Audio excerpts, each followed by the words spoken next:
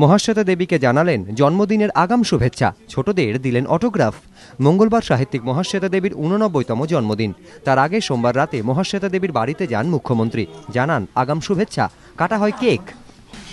কদিন আছি যেন মানুষের জন্য কাজ করে যেতে পারি।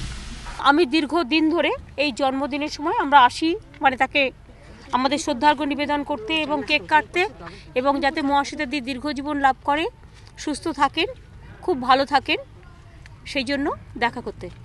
কি কথা হলো দুজনের? মুখ্যমন্ত্রী জানালেন লেখা চালিয়ে যেতে তাকে অনুরোধ করেছেন মহাশ্বেতা দেবী। মহাশ্বেতা দেবীর একটা কথা আজকে আমার ভালো লেগেছে, যেটা হচ্ছে আমাকে বারবার বলেছে তুমি কিন্তু লেখা ছাড়বে না। আমি লেখা ছাড়িনি, তো এবার বইমেলাতেও 4টে বই বেরোবে। লিখতে অনুরোধ করলাম, ভালো, এত লোক লিখছে, ওর লেখা উচিত। আর অনেক কাজ করছে গ্রামে গঞ্জে, ও লিখুক। শুভেচ্ছা জানিয়ে বাড়ি থেকে বেরোতেই মুখ্যমন্ত্রীকে ছেঁকে ধরল ছোটরা, আবদার একটা অটোগ্রাফ চাই। আর এরা তো ছোট, এদের তো চিরকালই এদের সাথে আমার সম্পর্ক ছিল, আছে, থাকবে।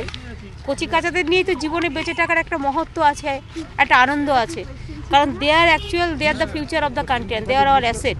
সুতরাং আমি ছোটদের সাথে মিশতে আমি খুব ভালোই বাসি। প্রায় আধ ঘন্টা মহাশ্বেতা দেবীর বাড়িতে ছিলেন মুখ্যমন্ত্রী। রাত 8:30 নাগাদ বেরিয়ে যান তিনি। রুমা পালের রিপোর্ট, এবিপি আনন্দ, কলকাতা।